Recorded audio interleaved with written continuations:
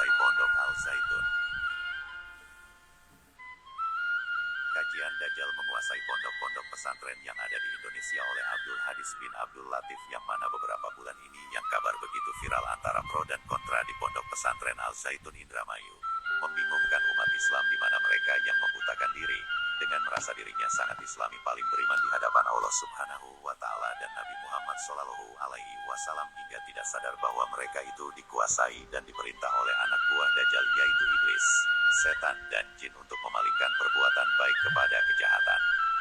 Maka Allah Subhanahu wa Ta'ala mengatakan pada surat di bawah ini, yang artinya mereka hendak menipu Allah dan orang-orang beriman, padahal mereka hanya menipu dirinya sendiri sedang mereka tidak sadar.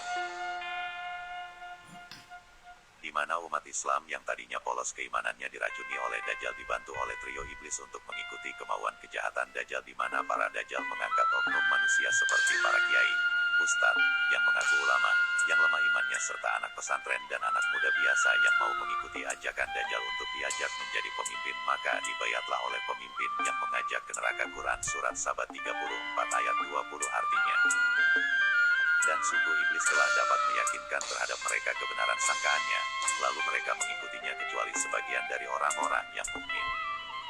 Jadi para kaum lemah iman maka sangat mudah meyakini perkataan dengan bayatnya yang seolah dirinya sudah dipastikan masuk surga, padahal mereka itu adalah oknum ustadz aliran Dajjal yang seolah bisa membuka pintu surga.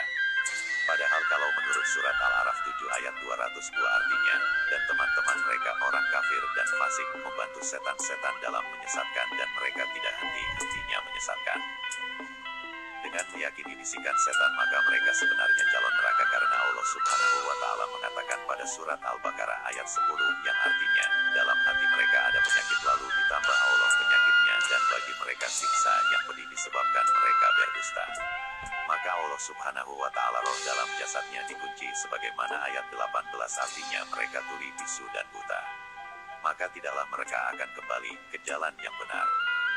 Jadi benar-benar bahwa agama Islam aliran itu dibenci Allah Subhanahu wa Ta'ala, jadi sulit untuk membuka mata hatinya, karena selubang jarum pun tidak ada cahaya kebaikan yang mungkin akan disadarkan oleh Allah Subhanahu wa Ta'ala, kecuali pilihan Allah itu sendiri untuk menyadarkan mengakui kesesatannya.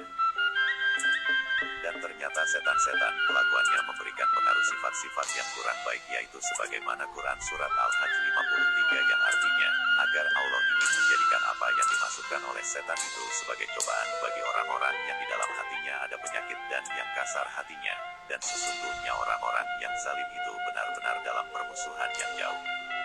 Inilah yang menjadikan kemarahan Allah Subhanahu wa Ta'ala.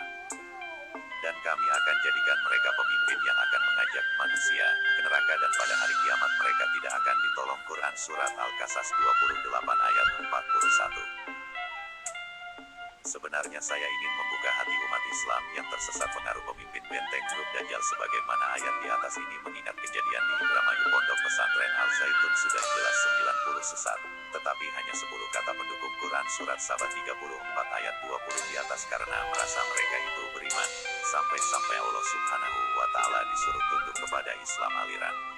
Perlu bahwa iman atau tidak beriman itu adalah urusan yang menentukan adalah Allah Subhanahu wa Ta'ala, bahkan mengkafirkan umat Nahdlatul Ulama.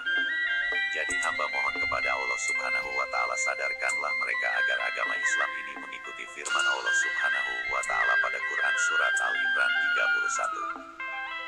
Perlu ingat sejarah ketika Adam dan Hawa di surga, Allah melarang hanya Adam dan Hawa mendekati hanya mendekat pohon.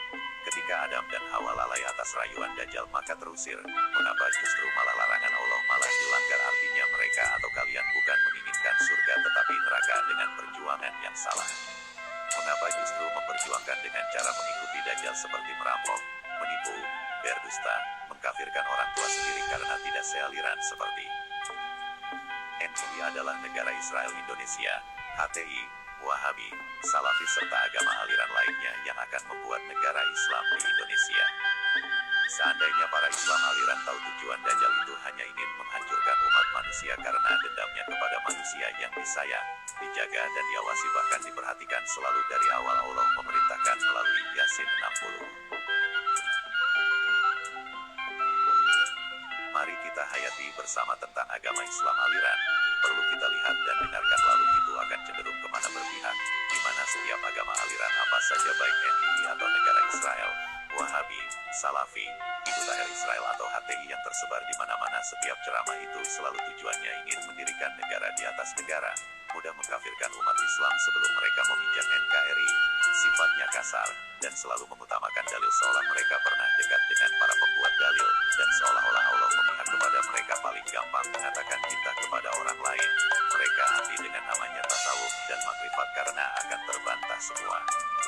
Mencari nafkahnya dengan cara menghalalkan mengambil atau mencuri hak orang lain itu dianggap halal, dan mereka tidak menyadari kehinaan diri sendiri atas perbuatan kejahatan yang dilarang Allah Subhanahu wa Ta'ala. Intinya dunia ini dianggap seperti surga, semuanya halal, bahkan sholat pun tidak penting karena bumi ini belum sempurna. Inilah pandangan ahli neraka, dunialah sebagai surganya.